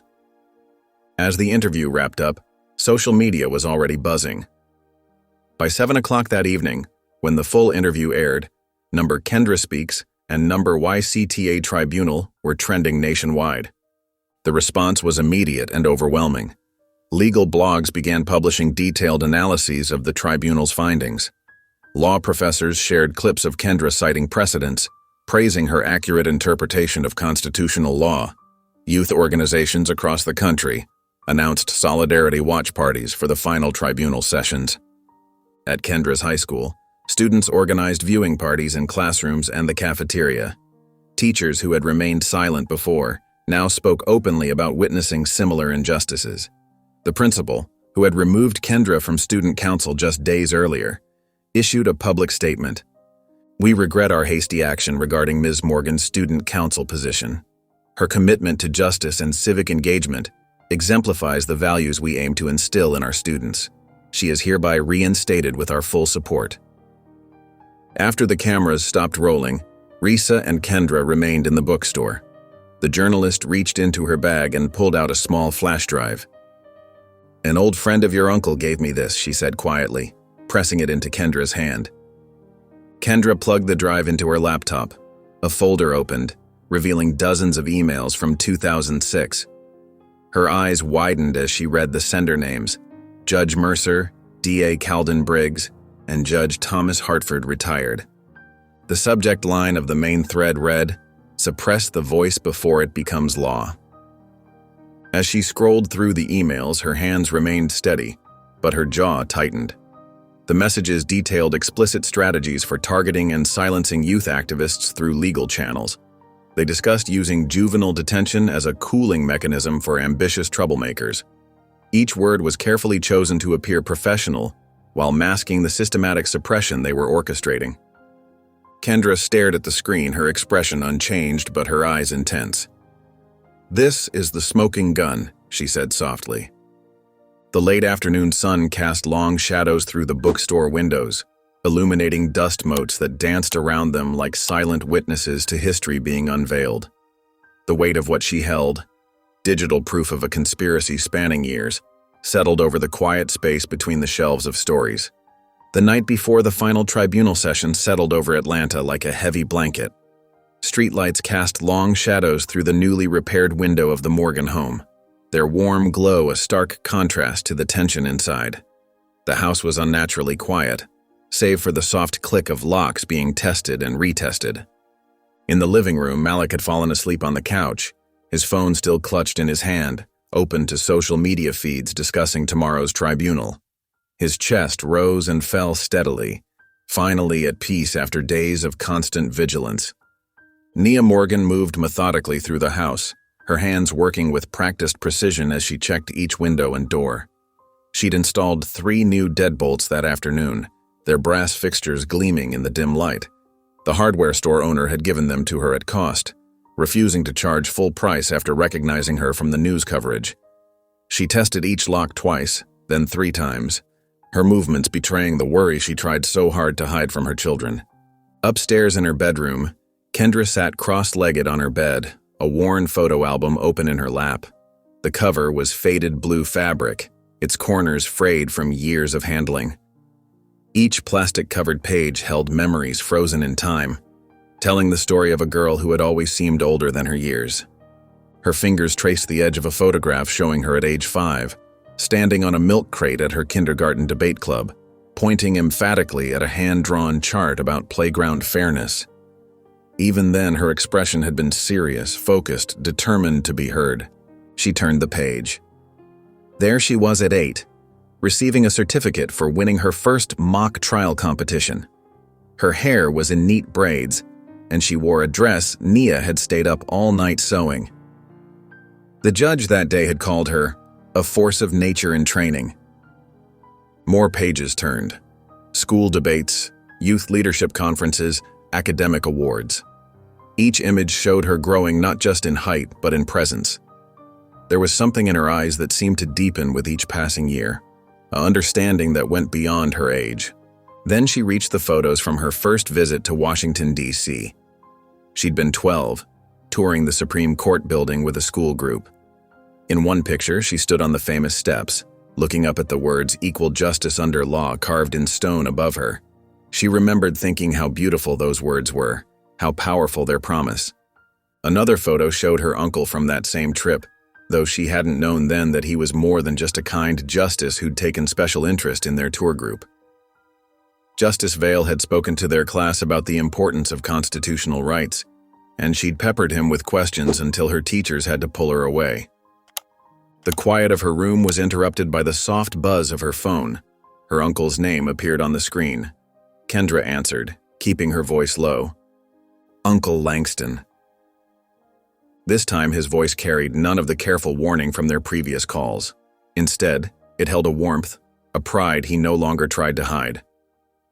"I've been watching the tribunal recordings," he said. "Your presentation of evidence, your handling of counter-arguments, it's masterful, Kendra." She closed the photo album, setting it aside. "Thank you, but what if—" "Win or lose, Kendra, know this," he interrupted gently. "Devin would have followed you into fire." The mention of her uncle's lost brother made her throat tight. "What if it's not enough?"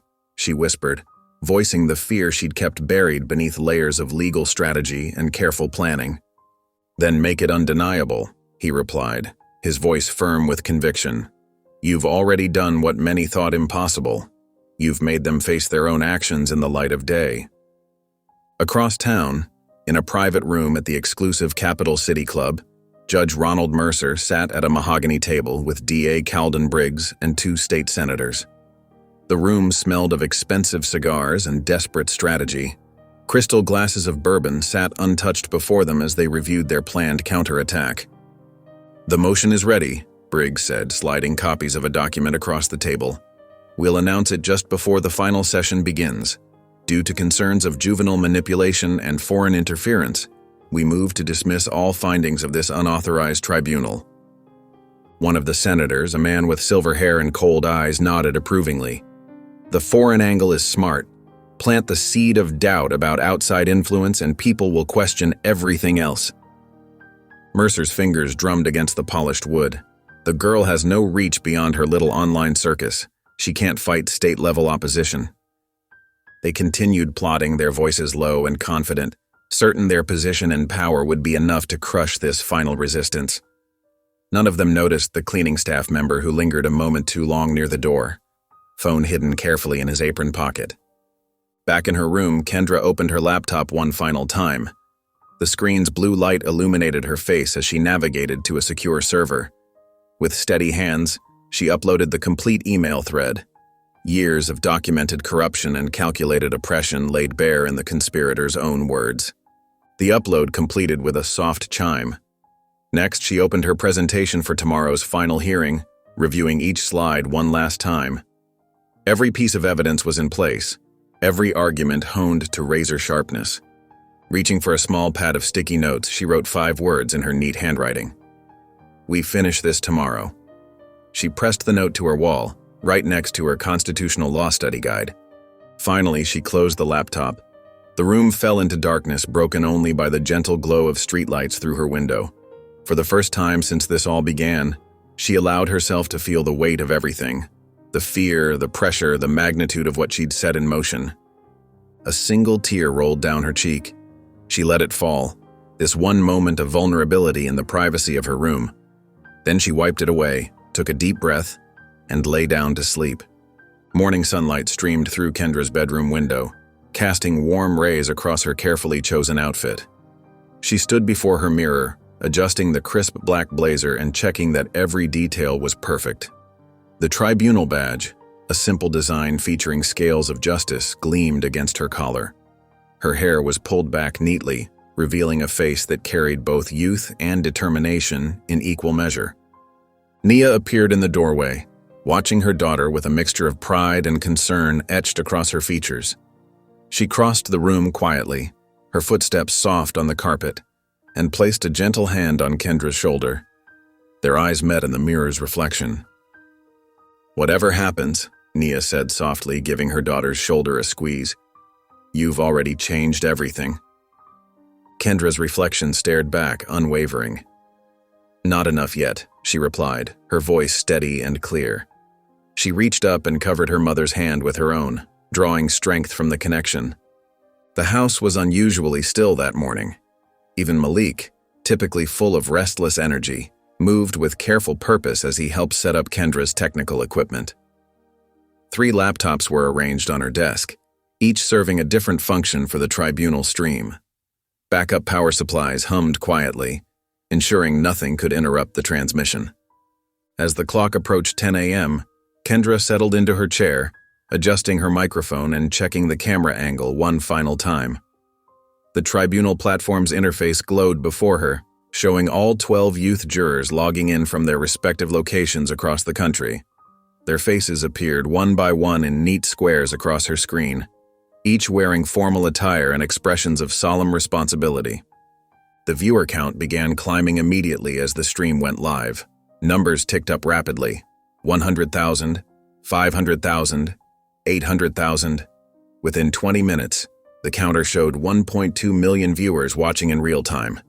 Messages of support flooded the moderated chat channels faster than the volunteer moderators could process them. Kendra took a deep breath and began her opening statement. Her voice carried the weight of months of preparation, yet maintained its characteristic clarity and control. "Today we conclude our examination of systemic judicial misconduct," she began, her words measured and precise.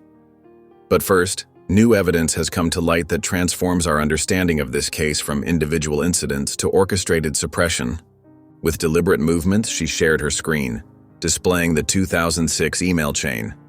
The documents appeared in crisp detail, each damning word clearly visible to the millions watching.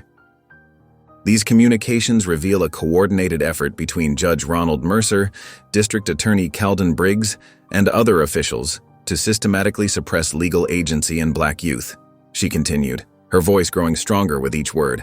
"They didn't just target children, they architected silence." The chat channels exploded with reaction as viewers processed the evidence. Legal commentators watching the stream began posting real-time analyses, their shock evident in their hurried responses. Kendra navigated through the evidence methodically, highlighting key phrases and patterns. Then she paused, her finger hovering over the final piece of evidence. "What you're about to hear was recorded during a sealed case deliberation," she announced. "It demonstrates the underlying prejudice that has infected our judicial system." She pressed play. Mercer's voice filled the stream, his words carrying a casual cruelty as he made a racist joke about a young defendant.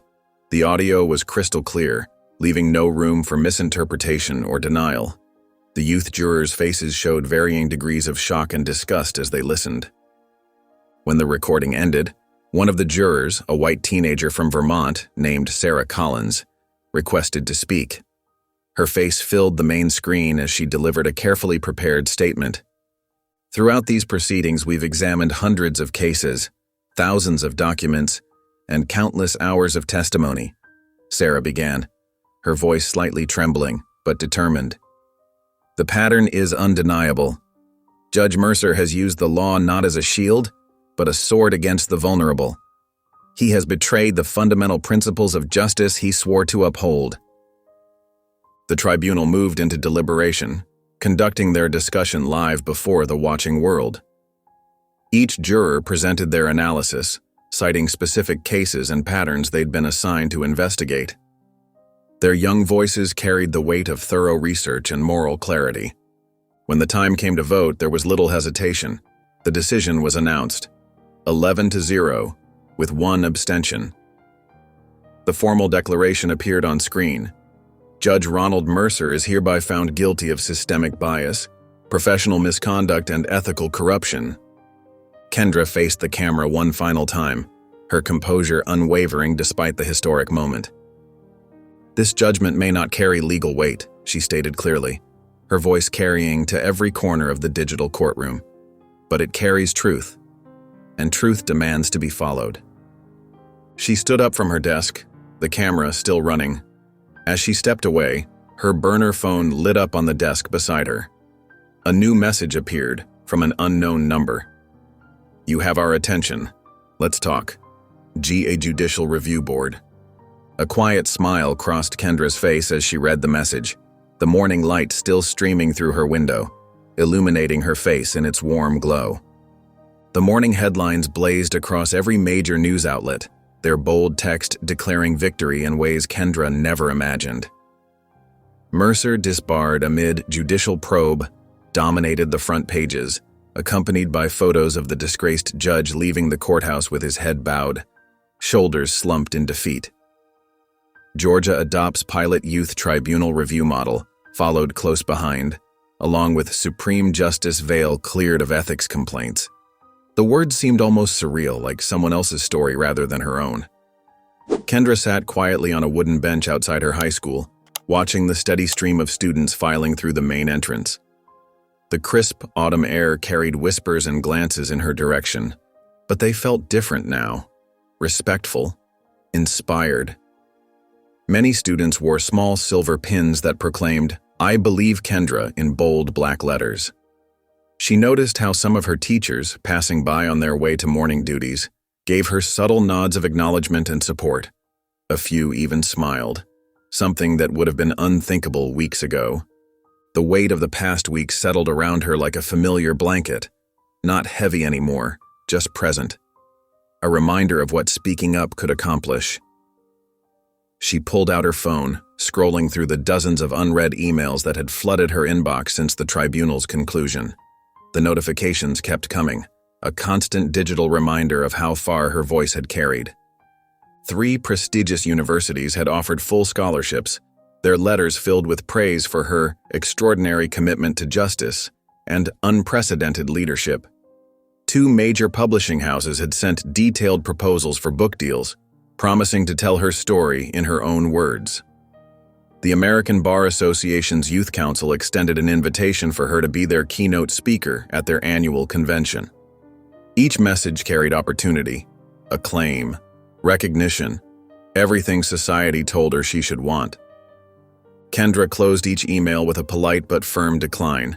These weren't the changes she was fighting for. Personal fame had never been the goal. Instead, she gathered her materials and headed to the administrative offices, where she had scheduled a meeting with Principal Davidson and District Superintendent Wells. The conference room felt too large for just 3 people, but Kendra filled it with her presence as she laid out her carefully prepared proposal, each document placed with precision on the polished table. "Our current curriculum fails to prepare students for real-world interactions with the legal system," she began, spreading out her research across the table. "We need comprehensive Know Your Rights education starting in 6th grade, and a reformed juvenile law curriculum that addresses actual challenges our students face. The gap between what we teach and what our students need to know is putting lives at risk." Principal Davidson shifted uncomfortably in his chair, tugging at his tie. "Miss Morgan, while we appreciate your recent experiences, changing established curriculum requires extensive review and approval processes. There are channels for this sort of thing." Superintendent Wells nodded in agreement, his expression carefully neutral. "There are budgetary considerations, state standards to maintain. The board would need to vote. It could take months, even years." Kendra met their resistance with calm determination. "You teach history," she stated, her voice carrying the same quiet authority that had faced down Judge Mercer. "I just made it." She opened her laptop, displaying statistics about youth legal literacy and its impact on community outcomes. "This isn't about my experience anymore. It's about preventing the next student from needing to fight this hard. It's about saving lives." The men exchanged glances, their objections wavering in the face of her meticulous preparation and undeniable track record. The air in the room seemed to shift as they began to realize this wasn't a student with a passing cause. This was Kendra Morgan. That evening, as Kendra worked on refining her curriculum proposal, Justice Vale's retirement speech played on the family television. She paused her typing to watch her uncle address the nation one final time. His distinguished figure stood at the podium, his voice carrying decades of judicial experience and newfound wisdom, his silver hair catching the light. "I once thought silence protected the law," he said, his words measured and profound. "My niece taught me truth protects it better." He didn't look at the camera when he said it, but Kendra felt the weight of his words settle across the country. A small private acknowledgement in a very public forum. Later that night, in the quiet of her room, Kendra pulled out her journal, the same one that had documented every step of her journey from that first night of the arrest to the tribunal's conclusion. The pages bore witness to her tears, her fears, her determination. She opened to a fresh page and wrote with deliberate strokes, "Revenge ends something. Replacement begins something." The words felt right, final. She closed the journal and reached for the flyer she'd designed earlier that day. The clean, professional layout announced, Founding Meeting, Youth Legal Academy, Atlanta Chapter. Led by Kendra Morgan. She carefully taped it to her wall, right next to her tribunal badge. This was just the beginning. Gathering her jacket, Kendra took one last look at her room, at the space where she'd planned a revolution in legal accountability. The morning sun was bright and promising as she stepped outside, where Malik and Nia waited by the car. No reporters crowded their lawn anymore. No cameras flashed. No headlines screamed for attention. Just a family, standing together in the warm Georgia sunlight. Just a girl who had refused to stay quiet, ready to take the next step in her journey. Not with grand gestures or national attention, but with the steady, determined work of creating lasting change. One student, one classroom, one community at a time. If you enjoyed the story of Kendra, I handpicked this next story that you will enjoy. If you enjoyed the story of Kendra, I handpicked this next story that you will enjoy. Please don't miss this one. Click here to watch it.